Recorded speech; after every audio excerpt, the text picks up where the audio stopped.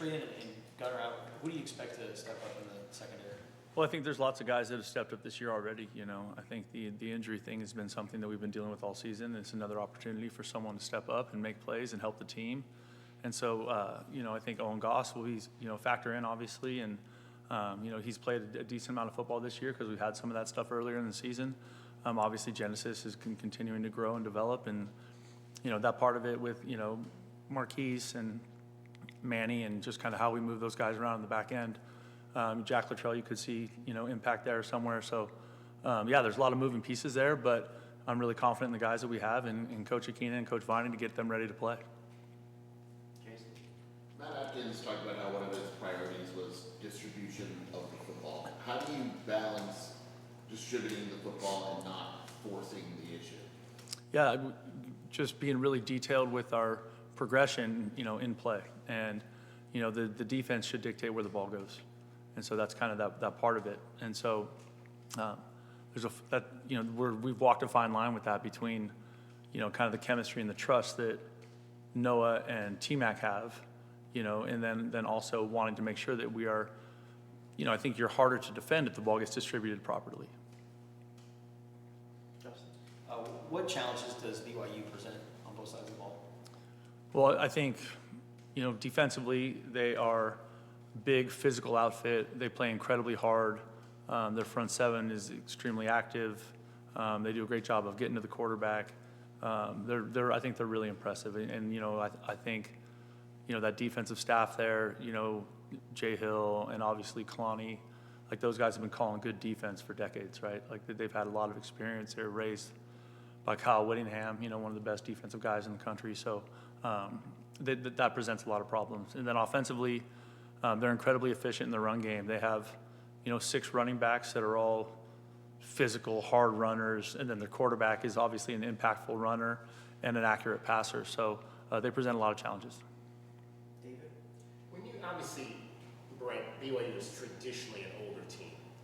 Where do you see that standing out? Are they a team because of that age and experience? They don't make a lot of mental mistakes. Are there places where you can look at and say, yeah, we can really see the difference in the age and the things that maybe they don't do out there that's slowing them up? Yeah, I think, having coached against a lot of BYU teams over my career, I think that's one of the things you always notice is that it's an incredibly mature group, right? Like they are, it's not just the age, it's the life experience that goes in front of that age or goes with that age, right? Where, they've been halfway across the world, preaching, the good word in some other place, and like they had to live on their own and they had to grow up and mature. And I think it gives them a newfound love of football. I think it inspires them in that way. And I think the maturity piece is important. We're always talking about trying to, the race to maturity for our own team. By the nature of how that thing is structured there, I think that gives them, some advantages. Noah missed on some passes in that game last Saturday. What are you seeing on some of those balls he's overthrowing the receivers? Yeah, I think just some of those things where he's escaping or he's kind of been put in a hard spot by some of the pass rush. Noah's always been a really consistent thrower, and I think we expect to see him return to his good form where he's ripping the ball around the yard clean. Jason?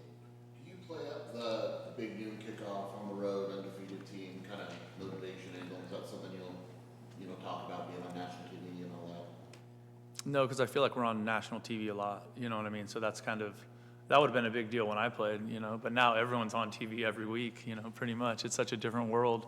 I think it's a cool thing. I think it's really a cool thing. I think, obviously our team is aware that we're playing an undefeated team that's nationally ranked in one of the most hostile environments in college football. So, I mean, they're well aware of that.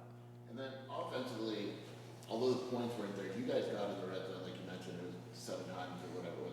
Do you feel like the offense is kind of right there on the verge of breaking out? Well, I hope we are. I think that's one of those things that was frustrating about the other night was just like, and something that we've spent this last week just diving into as a staff and working hard at executing with the players is just the detail of it. And when you get down there, like space gets constricted, and everybody has to be exactly right in terms of who they're blocking or where they're running or what the concept is and or what the read is. So like I said the other night, like we all have a piece of that, but the biggest piece is me. And I got to make sure that we are fully tuned into those details of executing in those situations. Justin? What do you think Alexander Duce gains when he's playing between guys like Josh Baker and Big Jonah? I think it's really valuable for him, and I'm really excited about his process. He's obviously a really good kid and extremely hard worker, and we all see him growing really fast by these reps that he's getting in game. And those two guys, because they played so much football, those are two great guys for him to lean on, right? Between Josh Baker, who's kind of the quarterback of that front, directing traffic all the time, and then also Big Jonah, who's just obviously a great player, but also just a really great human being. So he's in that leadership role with Duce and helping him play to play. Right. There aren't really very many grass surfaces anymore in college football, a lot of turf. Yeah. Is there anything unique about BYUs? Is it a longer one? And does that in any way change game plan? It doesn't change the game plan. We practice on grass every day.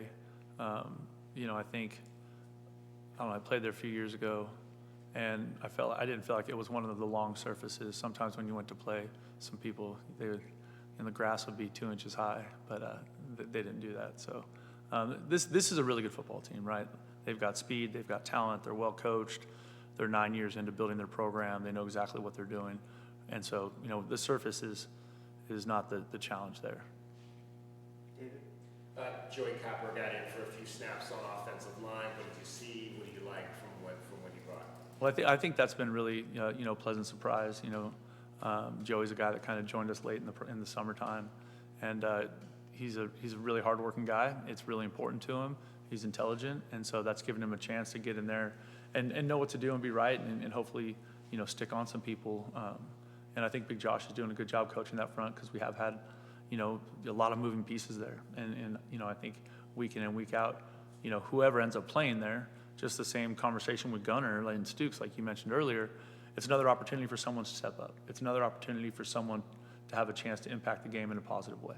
And Stanley T on defense, to also, he's giving you some pressure maybe you weren't seeing from some of the other guys early in the season. Why is he maybe being able to be more disruptive at that position than maybe when Chuba was in there? Well, I think it's a combination of, he's played a lot of football and played at a high level. And so I think that gives, that experience, you just asked me a question about experience, right? That experience, there's value in that. There's value in the reps. Those reps accrue over time and they stack, and you have a better idea of what people are trying to do to you, or you've seen the play come at you before. And so I think Stan's doing a great job of that. Justin? How did the last road trip and the experience, the adversity and everything that you guys had to go through, how do you think that can help you with this road trip? I don't really see those things connected. I would say the only thing that's connected is that we're flying into the same airport and we're playing in another hostile stadium in the state of Utah. You know what I mean? Because that one was a 1 a.m. arrival at the hotel, and it's just a tricky deal. I really don't want to do that again. With a 1 o'clock kick, I don't want to do, or whatever it is, 2 o'clock, 1 o'clock.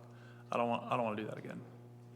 But just with the pressure after the loss, just the pressure on some of the guys for them being able to bounce back.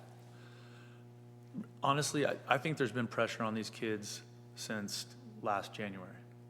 I don't know that that's any more specific after the loss, and that's something that we're trying to help them work through, because it's not something they've experienced before, right? Not here. So that's a new experience for them. So that's definitely something that we're working through with the team. And the good thing is that I do believe we have great senior leadership on this team, and just good leadership throughout all the classes. And everyone's working together to try and block out the outside noise and stay focused on what we have to do right now and not worry about what's down the road. We have time for one more. David? The broadcasters on the last game had indicated you shared some stories about some public instances you've had with fans. Are you getting a lot of that type of reaction when you're out, whether it's positive or negative? I think one of the coolest things about being at the U of A is how much the school is like the heartbeat of the city. You know what I mean? It's just such a big part of the city of Tucson. And so the fact that so many people care is awesome. I mean, that's such an incredible thing. And I think, obviously with my role, I'm going to hear both sides of it, right? If we play well, it's going to be good. If we don't, it probably won't be good. And that's just the way it is, right? And so for me, I think it's different when you're old, you have gray hair, and you've been coaching football for 30 years, than when you are 20 years old. You know, I think it's harder on the players, that part of it, than it is me. All right, that's our time. Thank you all. Thanks, Brent.